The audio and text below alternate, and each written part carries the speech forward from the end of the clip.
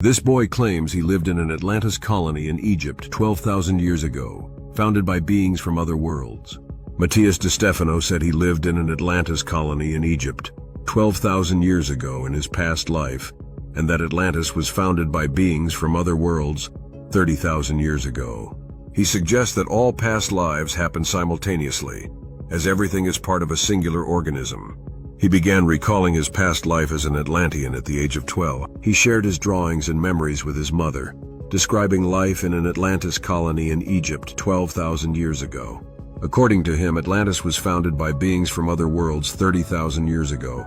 Matthias de Stefano is a well-known author, speaker, and teacher who is recognized for his deep insights into consciousness, spirituality, and the connection of everything in the universe. He shares a unique view on reality and explains how we can create our own lives. His philosophy is called Ater Tumti, heaven on earth, which shows how we can take control of our reality and learn to transcend it. Born on November 12, 1987 in Venado Tuerto, Argentina, De Stefano started his journey of self-discovery at a young age. Since he was 3, he has had vivid memories of past lives and deep knowledge of the universe. From ages 12 to 18, he could see etheric beings, which led to intense visions, memories of past lives in ancient cultures, and painful headaches. To understand what was happening to him, he began searching for answers through the Akashic records and his surroundings. Matthias began communicating with his spirit guides at a young age when he began remembering past lives, including one in an ancient Atlantean colony called Kem, and another on a distant planet named Gluduk in the Canis Major star system. He believes these memories help him understand his current mission, to bring heaven to earth, a concept known as Ater Tumti in Atlantean. Matthias has inspired thousands of people to join his efforts to heal our planet. He has traveled to more than 40 countries, visiting key locations to unlock energy portals and activate the Earth's chakras. According to Matthias, these portals increase energy flow for everything on the planet, not just humans but all living beings. Matthias' mission isn't new. He says it began over 12,000 years ago during the Age of Leo. Today he is deeply committed to this spiritual path and shares his message with anyone ready to listen, though his journey hasn't always been smooth. At 23, while giving a talk in Spain, he suddenly forgot everything he was saying. He realized this was his guide's way of clearing his mind for new messages. Shortly after, they told him that on November 11, 2011, 11/11/11, he needed to prepare a gathering to shift the energy in a specific place. This pushed him into a challenging inner and outer journey, bringing him to the next step of his mission, one that almost cost him his life. Matthias says the story of Atlantis is deeply rooted in humanity's collective subconscious, because it represents the beginning of our current civilization. He claims to remember his life in an Atlantean colony, where he learned about Atlantis through stories told by his grandfather in that life. According to Matthias, the Atlantean people were a mix of beings from the stars and Earth, often referred to as the Anunnaki, giants who settled in the Middle East. The Anunnaki created a civilization by having children with humans, partly to help their species transcend since their planet was dying. Some Anunnaki treated humans as equals, while others used them as slaves to extract minerals needed for survival. Matthias recounts that the Greek god Poseidon, whom he knew as Stalin in his memory, was an Anunnaki who protected 12 children of mixed lineage. Poseidon led them away from the controlling Anunnaki in the Middle East, settling them near the Atlantic Ocean, where they founded Atlantis' 12 families.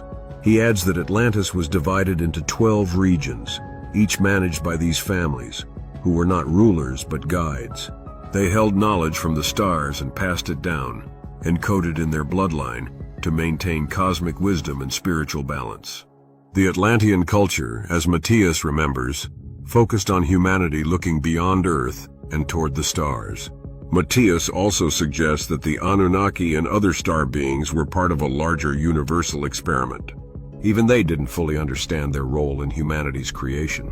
Atlantis, according to him, played a crucial role in setting the foundation for human awakening and consciousness, and he invites exploration into the connections between these cosmic ancestors, Atlantis, and the origins of human civilization. According to Matthias, the creation of races was part of a larger evolutionary process driven by cosmic forces. He describes the sixth dimension as crucial because it forms the foundation of all life in the universe. represented by the flower of life pattern of 6 spheres. This geometric structure is fundamental to the design of living beings and reflects how water crystallizes in 6-sided forms. In the 6th dimension, time and space interact, splitting into 6 patterns of time and 6 parts of space, creating 12 fundamental forces or beings, referred to as the Elohim. These Elohim are the architects of the universe and oversee the creation of life across different dimensions, including the 3rd, 4th, and 5th. While often visualized as angelic or human-like figures, Matthias describes the Elohim as massive spherical entities that divide and multiply, similar to cells in a mother's womb, to initiate life and creation. Matthias views the Elohim as the primordial forces or seeds of life that help shape the universe and its evolutionary journey. Matthias explains that the Elohim, which began as enormous spherical beings, split into thousands of cells, each becoming the source of life for various entities. Every one of us originates from one of these Elohim. Over time, these Elohim separated into different frequencies and vibrations, which became distinct races or rays of light in the universe. These rays, seen as colors filling the cosmos, led to the concept of archangels, another name for Elohim in different vibrational forms. Matthias likens this process to the ancient Greek idea of Kronos, the god of time, whose offspring emerged from divisions of his own body. Similarly, the Elohim created life, species, and realities in the 3rd dimension from their own essence. The purpose of this creation was for the universe to explore itself through evolution and experience different aspects of its own existence. Initially, the Elohim existed as vibrations and waves through time, but eventually took on geometric forms, giving rise to living beings in the spatial reality of the universe. These creations weren't immediate, but the result of billions of years of evolution, with humanity as a final product. The first beings the Elohim created were not species as we think of them, but entities designed to govern the 4 fundamental elements of the universe: water, earth, minerals, fire, and air, gas. These elements serve as the building blocks for all life and realities in the 3rd dimension. Matthias explains that the first forms of life in the universe were shaped by the 4 elements: gas, fire, minerals, and water. Different planets created life from these elements.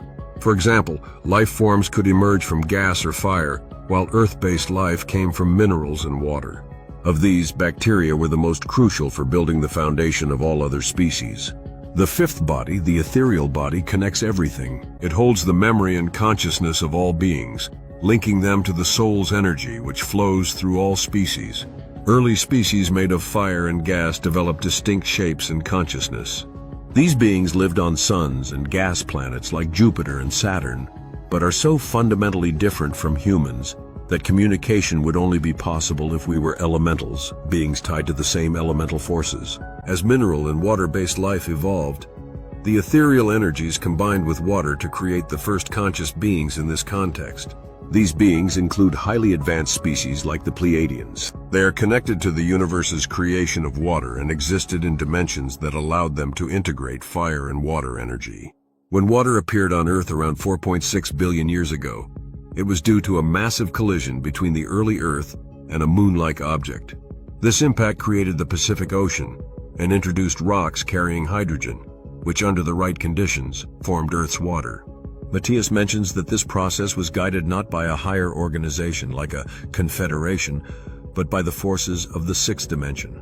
He emphasizes that destruction and chaos in the universe were necessary for creating new realities, including the seeds of life on Earth. Matthias explains how the patterns of the 6th dimension were connected to the 3rd dimension, space, through the 4th dimension, time. The process required beings to first exist in the 4th dimension, which allowed them to develop self-awareness and experience life through 4 stages: expression, experimentation, integration, and transcendence. A key challenge arose because the beings created in the 4th dimension lived eternally in the same form, with the same personality and knowledge. This unchanging existence hindered their ability to grow and explore new ways of understanding the universe. To solve this, death was introduced. Death allowed these beings to end a cycle of existence and start anew, enabling evolution and greater adaptability. This new system tied expression to being born, experimentation to procreation, integration to aging and transcendence to death. By dying, beings in the fourth dimension could create life in the third dimension, using death as a tool to end one perspective and begin another. This shift made learning and adaptation more dynamic and allowed for greater diversity in experiences. Matthias highlights that this evolutionary process deeply connects us to water. Water species discovered that by changing their shapes while maintaining their core essence, they could better adapt and exchange information with the universe. This ability to transform ensured their survival and growth. Humanity, as part of this evolutionary lineage, reflects this principle. While we evolve and change outwardly, our core remains constant. In essence, we are like water, ever-changing in form but eternal in nature. Matthias explains that water holds the key to creating and shaping life, because it can carry and store information. However, for water to express this information in diverse forms, it needs minerals to give it structure. Throughout the galaxy's history, minerals conditioned water to capture and hold information from various parts of the universe and the planet. Beings from other dimensions or planets also used minerals to shape water into structures that could hold and transmit their knowledge through time and space. The DNA spiral, created by the universe, serves as a vessel to store this information within cells, akin to how planets hold life. Matthias says intelligent species, including humans, are often seen as being created by extraterrestrial beings, which is true, but not in the simplistic sense of aliens arriving and crafting new life forms from scratch. Instead, these beings spent millions of years studying Earth to understand its systems, much like how the human immune system rejects foreign entities it doesn't recognize. The process began in water, where extraterrestrial beings tested the merging of information through DNA and blood with Earth's organisms. Over time, they identified the whale as the wisest and most suitable being to hold vast amounts of information. Attempts to cross water-dwelling beings with land species, including mammals, birds, and reptiles, didn't always succeed.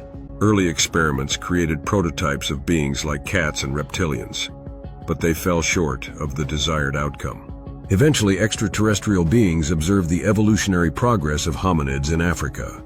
These beings recognized hominids as uniquely equipped to receive and integrate information from higher dimensions, making them ideal candidates for helping the planet reach greater awareness. The extraterrestrials didn't randomly modify hominids, but chose them because they were already evolving toward higher consciousness. As the climate changed, these beings selected hominids from regions like South Africa, Congo, Egypt, Arabia, the Middle East, and India. They guided their development in remote locations like islands to protect and prepare them. Through this process, early humans were born, with different prototypes created and tested to see which ones could best merge with existing humans and adapt to the planet's needs. Matthias explains that humanity's diversity and genetic makeup were intentionally designed to serve as a repository of universal information. He states that certain species, such as the Arcturians, contributed to creating and shaping human genetics by interacting directly with humans, including through reproduction, rather than conducting laboratory experiments. This process ensured that humans became a species capable of hosting diverse knowledge and consciousness essential for Earth's development. He describes how beings from other places blended their genetics with humans, not just to create new traits, but to carry different types of information within the human species. Among the various species tested for survivability on Earth, Homo sapiens sapiens proved to be the most adaptable, largely due to their similarities with the Arcturians. This compatibility made humans the chosen species to carry consciousness and contribute to the larger universal plan. Matthias emphasizes that the diversity of human races plays a critical role in humanity's purpose. This diversity allows the species to gather a wide range of information and adapt to varying conditions. It also prepares humans for their eventual expansion beyond Earth, where they are destined to populate and adapt to life in other parts of the galaxy. He explains that the differences among human races serve to store a broader array of data and perspectives, which are necessary for this future. The number 33 holds great significance in this process. It represents alignment and enlightenment, as well as the connection between mind, body, and emotions. Matthias explains that humans have 33 vertebrae in their spines, corresponding to 33 energy codes or nodes on Earth. These codes are also tied to 33 distinct genetic bloodlines that integrate the collective knowledge of 22 extraterrestrial races, along with Earth's contributions. This alignment enables humans to access and channel universal wisdom. Humanity has been selected to act as a garden of the galaxy, a hub where genetic and cosmic information converge. This role equips humanity to spread across the galaxy, colonizing planets like Mars and Jupiter, and eventually reaching star systems such as Sirius and the Pleiades. Matthias asserts that humanity's diversity and embedded knowledge make it uniquely suited for this destiny. As humans evolve and become more aligned, the wisdom within their DNA will unlock, allowing them to interact with the galaxy as a unified and enlightened species. Matthias underscores that humanity holds the potential for both individual and collective enlightenment, with a role in the cosmos that extends far beyond the confines of Earth. Past lives are happening simultaneously, as everything is part of a singular organism. Matthias explains that what we perceive as past lives are not separate events in time, but rather connections to specific pieces of information existing in another frequency. He suggests that all past lives are happening simultaneously, as everything is part of a singular organism. He compares this idea to the human body, where each cell represents an individual person. Every cell contains the same genetic information but specializes in fulfilling a specific function within an organ. Similarly, every person holds the same universal knowledge but focuses on a particular role in the collective organism of humanity. This specialization prevents individuals from remembering everything, as doing so could create confusion about their purpose. Therefore, forgetting past lives or universal knowledge is intentional. It allows individuals to concentrate on their specific roles. However, some people, like Matthias and others, act as the neural network or nervous system of the collective body, communicating and reminding others of their purposes. These individuals serve as the connections or pulses that help the rest of the cells understand their roles and stay aligned with the greater organism. Matthias emphasizes that the variation in memory or awareness among people is due to the unique tasks each has been designed to fulfill within this interconnected system.